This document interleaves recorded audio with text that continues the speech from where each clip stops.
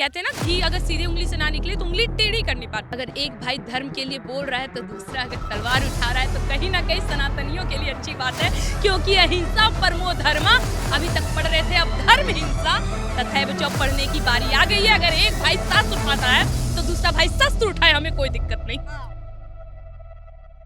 हमने एक बार भी बोला कि तुम निकल जाओ, घर से बाहर निकलो, और ये हिंदू राष्ट्र की मांग तब तक है जब तक ये अखंड भारत ना बन जाए।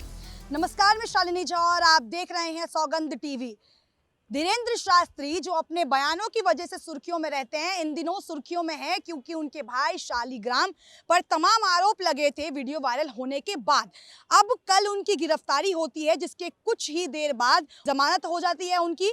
इसके बाद तमाम सवाल खड़े हो रहे हैं। इसी को लेकर हमारे साथ बातचीत करने के लिए इन दिनों एक वायरल चेहरा बनी हुई हिंदू शेरनी के नाम से मशहूर खुशबू पांडे मौजूद हैं।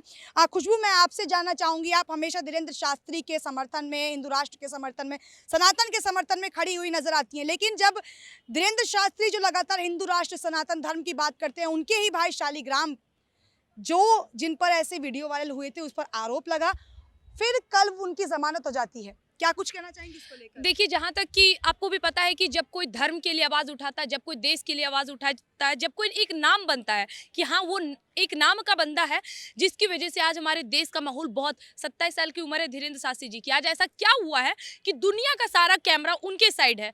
क्यों आज सब जानना चाहता है कि धीरेंद्र शास्त्री जी हैं कौन, क्या है धीरेंद्र शास्त्री जी। उन्होंने ज़्यादा कुछ नहीं किया, चमत्कार या जो भी चीज़ें, वो सब बात है। और भाई हमारे धर्म में है, हमारे ग्रंथ में है, इन सब चीज़ों के बारे में जानकारी है। पर सबसे मेन जो सबके दिल में चुभा है, पता है ना क्या है? घर वापसी।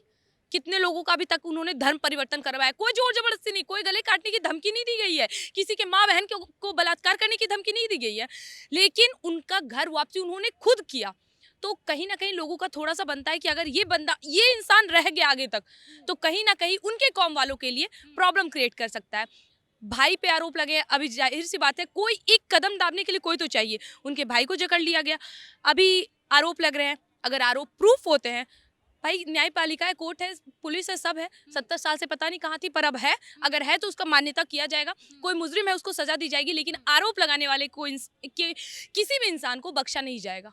साफ। कौन छवि खराब कर रहा है धीरेंद्र शास्त्री की? आपको क्या लगता है? क्यों जिस तरीके से आरोप लग रहे हैं, सवाल ये भी खड़ा कर रहा है विपक्ष की, जो मामा का बुलडोजर आरोपियों पर चलता है, तो क्या धीरेंद्र शास्त्री के भाई पर बुलडोजर चलेगा? अगर वो गलत होंगे तो बाबा का बुलडोजर चलता है, पर हर सही आदमी के लिए मामा जी का भी बुलडोजर चलता है। सही जिसने गलती करी हो, अब हर किसी के घर में थोड़ी ना घुसाएंगे।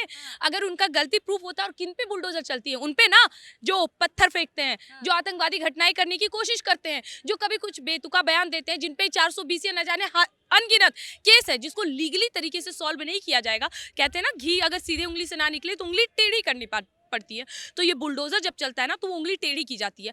अगर कोई आरोपी है, अगर कोई गुनहगार है, उसे सजा दो, बुलडोजर घुसाओ। लेकिन अगर कोई आरोपी नहीं है, उसको जबरदस्ती आरोपी बनाने वाले हम लोग खड़े हैं उनके लिए। लेकिन अब जो जिस तरीके से उन पर आरोप लग रहा है कि बड़ा भाई धर्मी और छोटा भाई अधर्मी, वो क्या, उसको लेकर आप क्या कहेंगे? मुझे ऐसा नहीं लगता ब्लड का असर पड़ेगा। जाहिर सी बात है, जब बड़ा भाई घर के बड़े अगर सही मार्ग पे होना, तो छोटा कभी नहीं बर्बाद होता है। छोटा तभी बर्बाद होगा जब घर के बड़े उन पे ध्यान नहीं देंगे और वो किसी गलत मार्ग पे हो। जब धीरेंद्र शास्त्री जी हमारे भारत के आने वाले बहुत बड़े चेहरे हैं, अभी तक बन चुके हैं पर अभी और बाकी है, तो जाहिर सी बात है जो खुद 27 साल की उम्र में इतने सही मार्ग पे है, उनका भाई कैसे गलत हो सकता है? खुद सोचने वाली बात है।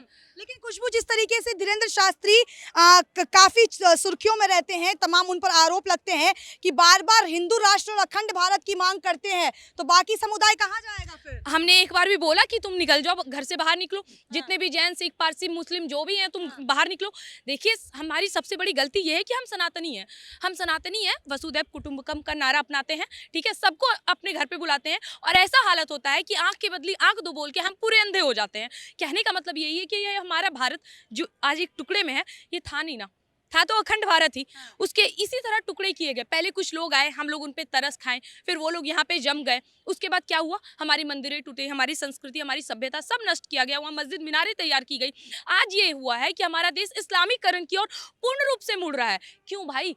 कौन है, क्या है इस्लाम? भाई निभाओ अपने देश में, अरबों में निभाओ जाके जहाँ निभाना है। ये देश सनातनियों का है, और ये हिंदू राष्ट्र की मांग तब तक है जब तक ये अखंड भारत ना बन जाए।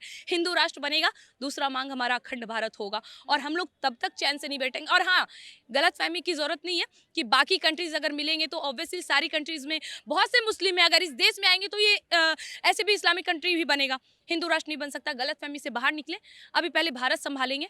जो जितनी शिखा नोची गई है ना सरयू नदी किनारे, उन शिखा को वापस जोड़ेंगे और बताएंगे तुम्हारे पिताजी कोई रहीम नहीं बल्कि रामलाल ही हैं। अच्छा खुशबू, एक आखिरी सवाल कर लेती हूँ कि जिस तरीके से शालीग्राम धीरेन्द्र शास्त्री के भाई कहीं ना कहीं जो है उन पर आरोप लग रहा है कि उन्होंने तमंचे की नोक पर जो कुछ भी किया, वायरल वीडियो का ही आरोप है उन पर, हम इसकी पुष्टि नहीं करते हैं, लेकिन ये आरोप कितना सही है कि जिसका भाई आज इतना बड़ा चेहरा बना हुआ है कि विपक्ष के नेता भी उनके पास जाते हैं, चाहे वो कमलनाथ हो या तमाम ऐसे नेता हो, तो ऐसा भाई उस पर बचाव करना सही है? अब देखिए, ये तो नहीं पता मुझे कि ये गलत है या सही है, पर एक चीज़ है, हमारे धर्म के लिए सब बोलते हैं। बहुत सारे लोग हैं, जो बहुत सारे ऐसे भी लोग हैं, मैं बिल्कुल पीछे नहीं हटूंगी, जिन्होंने धर्म को राजनीतिक बनाया हो। लेकिन अगर कोई धर्म के लिए बोल रहा है, जिस दिन वो तलवार उठाना सीख ले या बिना बोले तलवार उठा जाए, उठा ले, समझ जाइए वही असली धर्म गुरु है। और एक बात, अगर एक भाई धर्म के लिए बोल रहा है तो दूसरा अगर तलवार उठा रहा है तो कहीं ना कहीं सनातनियों के लिए अच्छी बात है, क्योंकि अहिंसा परमो धर्मा अभी तक पढ़ रहे थे, अब धर्म हिंसा तथैव च पढ़ने की बारी आ गई है। अगर एक भाई शस्त्र उठाता है तो दूसरा भाई शस्त्र उठाए, हमें कोई दिक्कत नहीं।